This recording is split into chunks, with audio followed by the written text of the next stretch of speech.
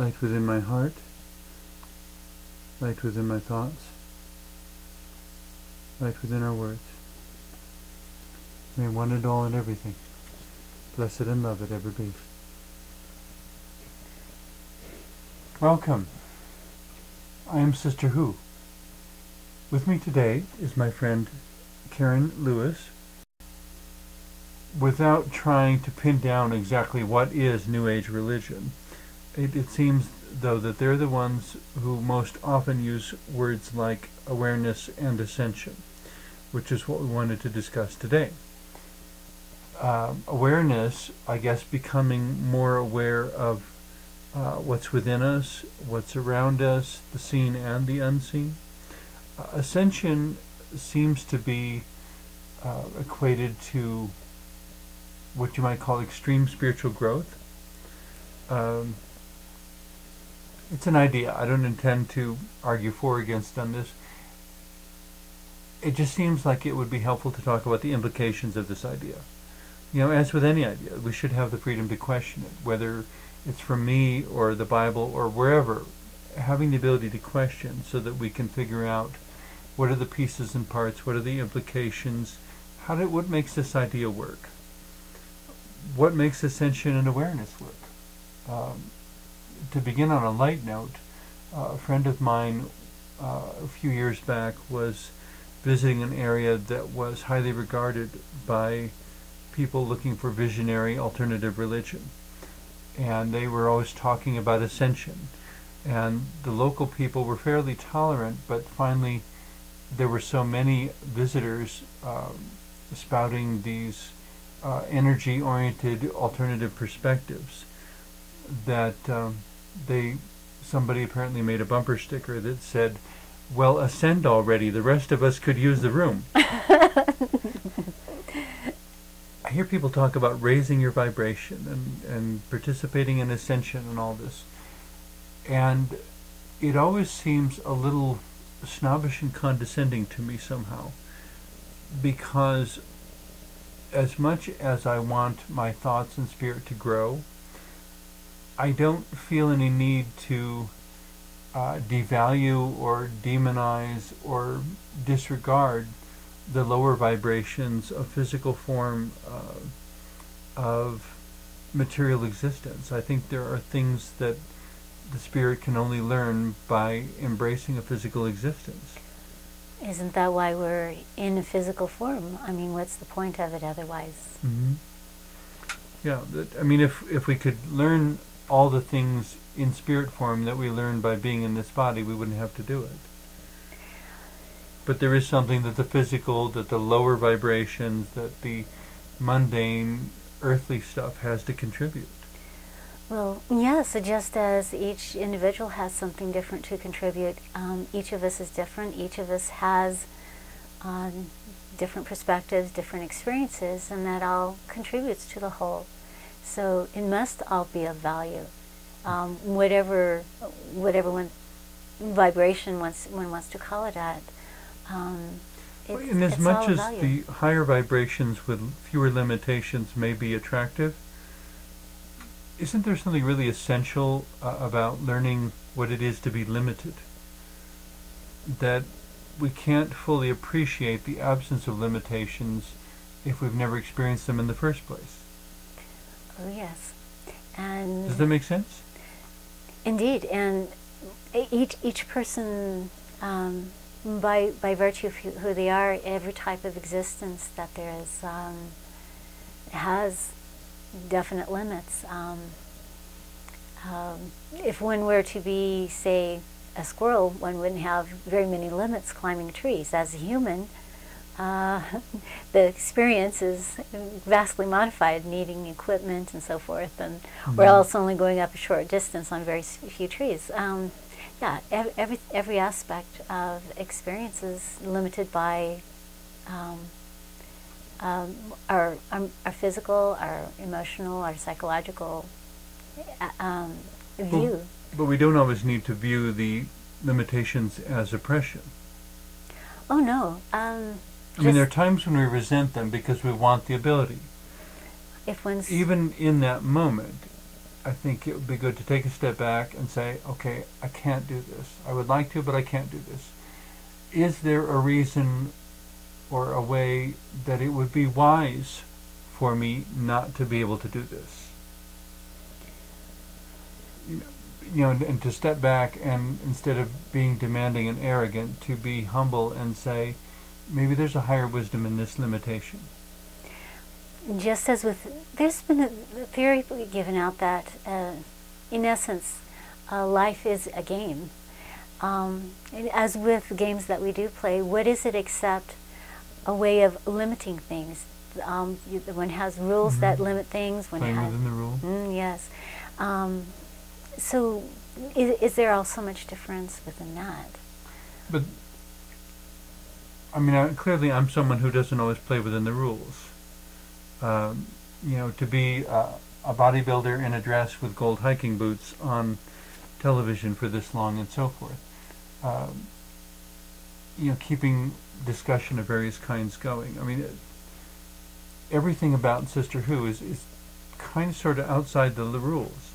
It's rules imposed by society, however, not rules that are imposed by whoever created this game. Which is the point I was getting to. Who writes the rules? Yeah, on the one hand, I think we need to have them, but I think they should always be open for revision.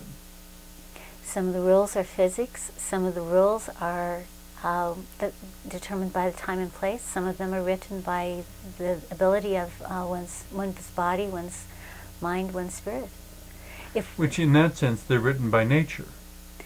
In part, in some senses. I mean, you're a yoga teacher. And we talked in another episode on how that's all about the integration of body and spirit. In order to facilitate integration, you have to, I would think anyway, you have to expand your awareness into areas where it might previously not have gone. Some people say that many people walk through life only half awake. So what would you call not playing by the rules then, if they're societal rules? Wouldn't one... Well, and with the discovery of quantum physics, suddenly discovering that there are higher rules that don't contradict the lower rules, but make additional things possible.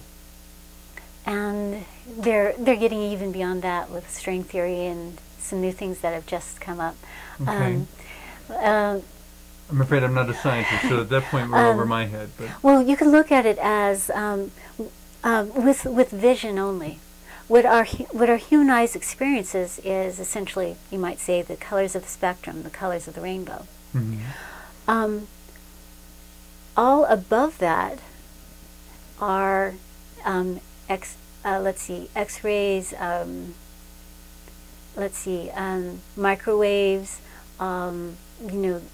all different sorts of aspects of the magnospec. Yeah. Which is why they talk about the rainbow being the visible spectrum. Yes, it's only that part of the electromagnetic spectrum, which is absolutely huge. Below that, you have infrared, you have heat, you have these lower vibrations, if you will. But our eyes can only see within that. And that's only one sense. If this is true of all of our senses, then what are we missing of the nature of reality that is completely beyond anything that we can even comprehend? And to understand that these are simply points of reference also. Yes. That the things themselves have reality, but that the words and descriptions and orders that we come up with are so that we can understand them. Our perceptions don't change the reality of what it is we're looking at. It changes our relationship with them by how we are aware of them and their qualities. Did I say that clearly? I would like to add, though, that the way that we perceive things changes how we respond to those things, and in that way it does change things. Okay. So a little qualifier there. Bringing all this down to the level of interpersonal relationships. Yes. If I'm aware of someone having an aptitude I may invite them into collaborative relationships in ways that I would not otherwise have done. But stepping back a moment to the science question again, it's my understanding that the visible spectrum, scientifically anyway, is extracted from what's called white light. That the white light goes into the prism and is refracted out into the, or split into the colors of the rainbow. So that there's a sense in which the full rainbow is contained within the white light. And white, in this sense, does not refer to race. It's the dynamics of the light. And if you go into computer, like graphics and such, it's mine, if I remember correctly. Yes. White is the total of all the colors, and black is the absence of all color. But the challenge from the perspective of human language is not letting values judgment slip into this.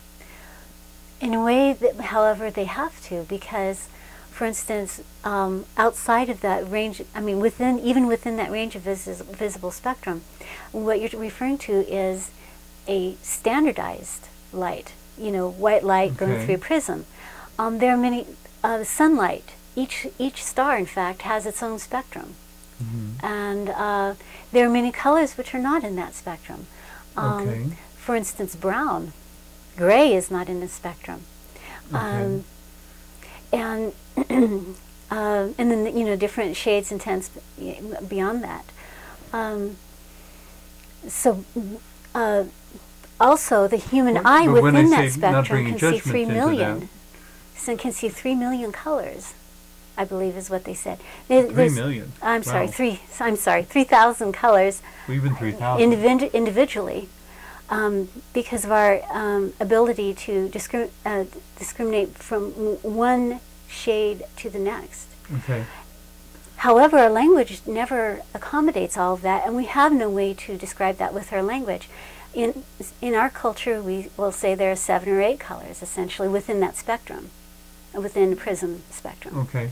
Other languages see only class, 3 or 4. Basic 6. Yeah. On the color wheel, the 6 colors of the color Plus wheel. black and white. Well, but some languages only have 3 or 4. So depending on one's culture and language, how many colors are there? When I say judgment, though, Yes. what I mean is that it's not that white is good and black is bad. In a way, that's kind of a holdover from Hollywood old Western movies. With the cowboy the hats. good guys always have white hats and the bad guys always have black hats. That's social conditioning. And sometimes we need to suspend that and be careful that it's not coloring our perception. When I would say that categories condition our perception. When, with our language, the number of colors that we have, that we allow within our language, we look at something, we say, oh, that is whatever color we perceive at that moment. However, if that color is placed next to something else that's a slightly different color, people that are then it will actually look like a different color. For instance, it will look, when it's just out beside you, as, say, green. But if you put in a bright yellow with it, it will appear perhaps as yellow or as a deeper green than it seemed to appear at first. So, and then the wild card that comes to mind in the midst of all this, as soon as I say that, about suspending judgment and so forth, and just letting it be what it is, color psychology. How we respond to color. How we respond to color. And of course, how do different people respond to different colors?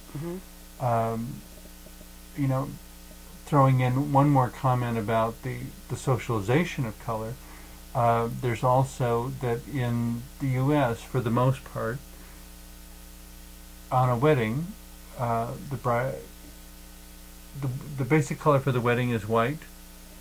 The basic color for a funeral is black. My understanding is that if you go to Asia, it's exactly the opposite. It is. Basic color for weddings is black, and the basic color for funerals is white.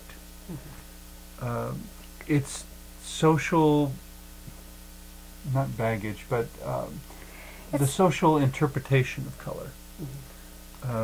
It's the emotional content, the meaning that's given to the different colors because of events Mhm. that are standardized. In some society. parts of Asia, red is regarded as a color of wealth. Mm-hmm. And it's my understanding that to make red glass, you have to involve the element of gold. Yes. And so that kind of makes sense. But then, looking at American history, if I say the red light district, I'm not talking about the wealthy part of town. You're talking about a different culture, a different type of, yeah. But, Mm-hmm. but in the same place. Yes. And so even within a culture, there can be widely divergent interpretations. And in order to fully understand what a society or an individual is doing with color, Mm-hmm. or color selection, you kind of have to be aware of all of that. And then when we throw in Ascension, to where we're giving it a spiritual Weight. imperative or a spiritual meaning, it's as if, once again, we're polarizing the colors into good and bad. When to me, the better way to do Ascension would be to look toward harmony and integration of everything that is. I deeply feel that everything needs everything, and so therefore, if someone's going to say that they're, ascending or at a higher vibration, accepting things that are different, whatever that difference is going to be part of it. Mm-hmm. For instance, the great peace workers of the world have not denigrated their oppressors or people who have been violent against them and their families even, but have been open and aware of and accepting of those differences while still doing their work to create more harmony. Those people are included within their circle of compassion and awareness. Well, and this brings us very much around to how does awareness and ascension bear upon wrongdoing or criminal activity. And even criminal activity that's societally defined, because what is considered criminal in one place may not be considered criminal in another place.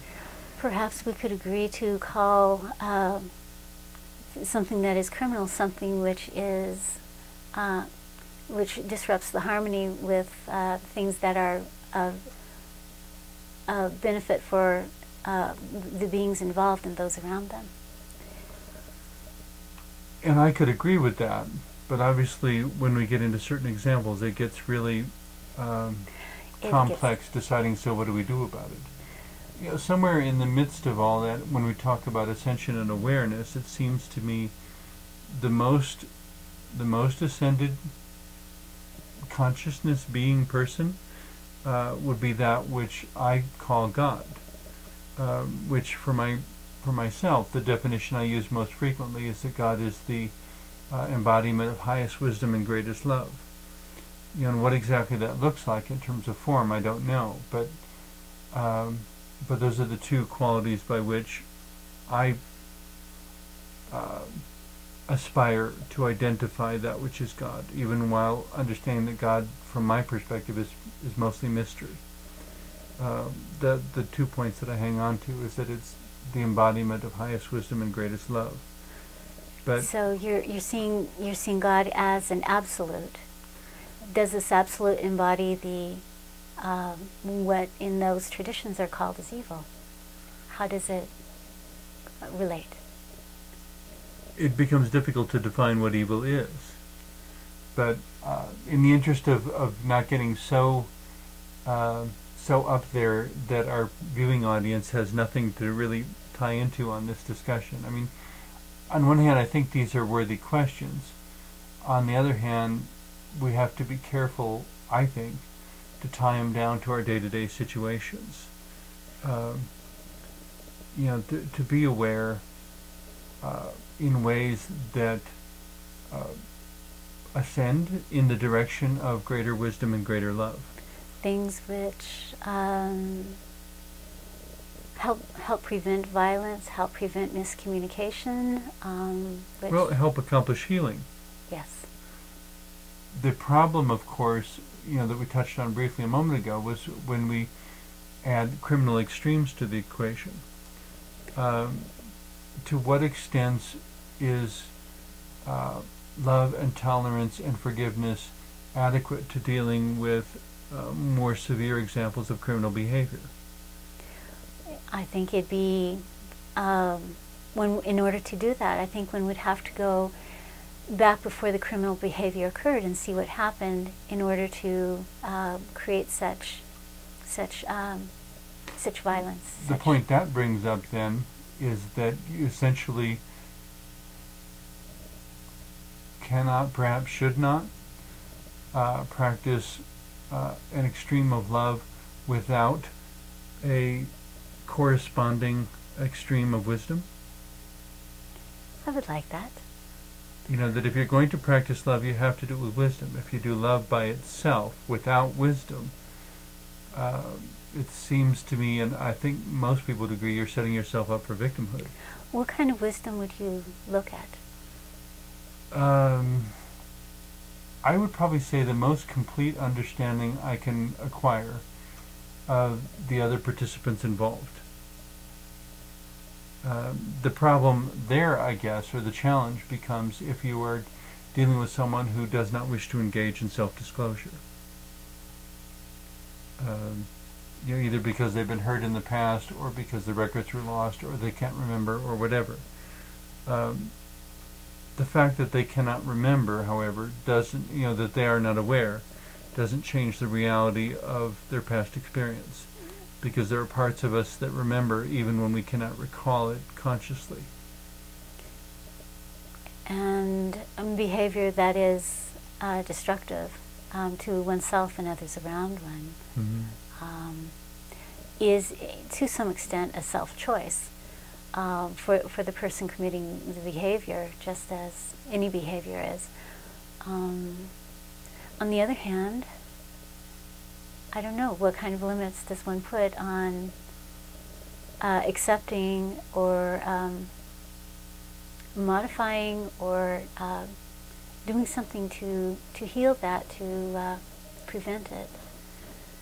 Well, and I didn't mean to get into the subject at all, because this is way too complex, and of course we're barely scratching the surface and running out of time again.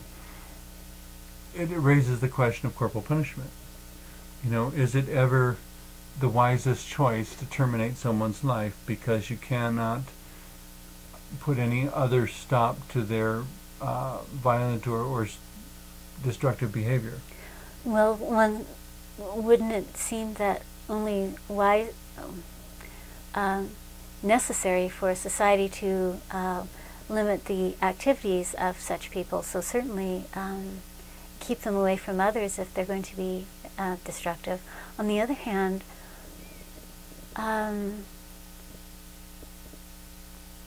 that punishment and discipline are very different. With discipline, there's a chance for learning, there's a chance for rehabilitation in this case, there's a chance for things to perhaps become right, or at least much better than they would have been otherwise, in the way that makes the most difference at the level of the soul, of the spirit, of being. See, and I guess that's where, coming back to our main topic of awareness and ascension, awareness that at some point we each will ascend. At the very least, at the moment of death, that the spirit goes somewhere. That the law of physics states that energy is neither created nor destroyed; it simply changes form. When my energy leaves this form and has no physical form again, wherever it goes, whatever it does, trusting that there is some mystical union between that and that which is God, the highest wisdom and the greatest love.